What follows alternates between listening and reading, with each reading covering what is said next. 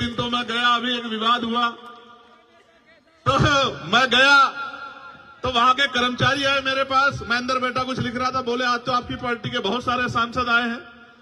तो मैंने कहा कि यार अभी तो चुनाव भी नहीं हुआ, सांसद कहां से बन गए बहुत सारे। तो बोले बहुत सारे लोग नीला पटका पहन के घूम रहे हैं।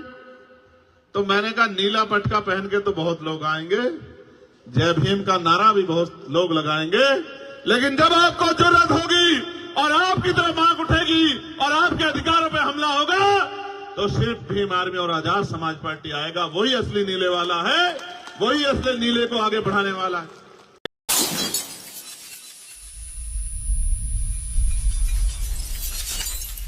और बहुत सारे लोग तो ये कहते हैं कि हमने पार्लियामेंट टीवी को इसीलिए यूट्यूब पे सब्सक्राइब किया है कि हमारा भाई वहां बोलता है हम उसको सुनते हैं।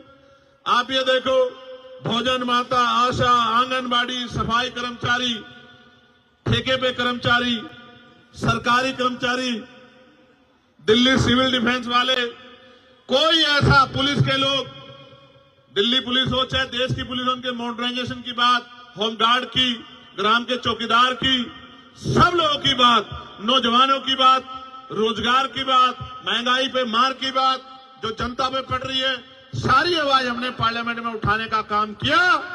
और आज ये हालत है कि कल तक कोई जो जय भीम नहीं बोलता था, अब मैं पार्लियामेंट में जाता हूं तो ऐसा लगता है सारे जय भीम वाले हो गए, इधर वाले भी और इधर वाले भी।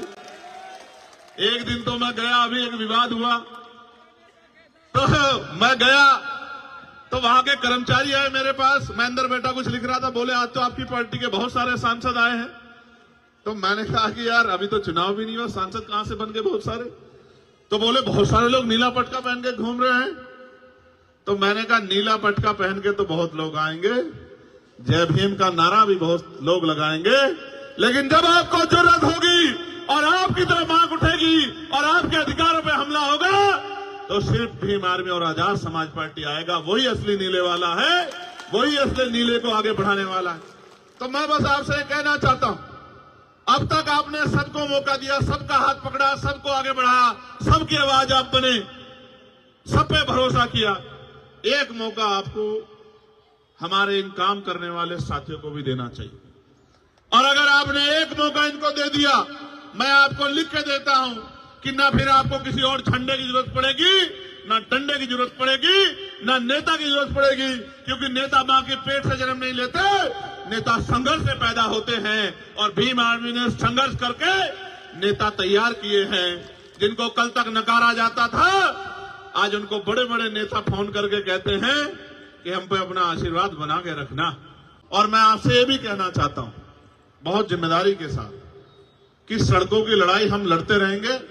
इसका उदाहरण यह है कि 1 तारीख को हम भीमा कोरेगांव गए, 2 तारीख को परभनी में जो हिंसा हुई उन हिंसा के परिवारों से मिले, 3 तारीख को बागपत में जो जुल्म हुआ, जिस बच्चे ने पार्लियामेंट के सामने आके सुसाइड कर लिया क्योंकि उसको न्याय नहीं मिल रहा था, वहां की भाजपा सरकार कहती है हम सबके साथ सबके विकास की बात करते हैं, लेकिन जब हमारे लोगों पे जुल्म होता है तो विकास भी गायब हो जाता है और सबका साथ भी खत्म हो जाता है।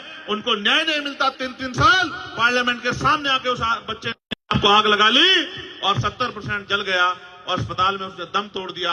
आखिरी लाइन उसकी ये थी कि मेरा भाई मुझको न्याय दिलाएगा। तकलीफ होती है, दर्द होता है कि उतनी शक्ति नहीं है, लेकिन मैं आपसे कह रहा हूं, अभी मैं परभनी गया, वहां सोमनाथ सूर्यवंशी की पीट पीट के पुलिस ने हत्या कर दी और उसके गम में हमारे एक नेता, वो गाड़े साहब उस दुनिया में नहीं रहे, महिलाओं को पीटा, नौजवानों को पीटा, बहनों को पीटा, घर में घुस के बच्चों को पीटा सरकार के इशारे पे। तो हमने कहा 17 से मोर्चा निकलेगा। आप शक्ति देखो किसे कहते हैं। मैंने कहा 17 से पैदल मोर्चा निकलेगा परभनी से और मुंबई मंत्रालय तक। तो कल चीफ मिनिस्टर के यहां से फोन पहुंच गया कि 6 तारीख को, मैं झूठ नहीं बोलता, आप पता करा लेना, 6 तारीख को दोनों परिवारों को मुख्यमंत्री ने बुलाया है कि मुख्यमंत्री जिनसे मिलना चाहते। इतनी शक्ति का निर्माण आज आपने पूरे भारत में कर लिया है कि आपकी एक आवाज पे सरकारों को सोचना पड़ता है। आप ये सोचो, ये तो तब है जब अभी संवैधानिक शक्ति उस पैमाने पे नहीं है। आप ये सोचो जिस दिन संवैधानिक शक्ति होगी, और उत्तर प्रदेश में तो मैं चैलेंज करके कहता हूं, जिस तरह की मेहनत उत्तर प्रदेश के साथी कर रहे हैं, 27 के चुनाव में हम वहां की सत्ता आपके चरणों में लाकर रख देंगे। इस बात का भी मैं आपको विश्वास दिलाता हूं।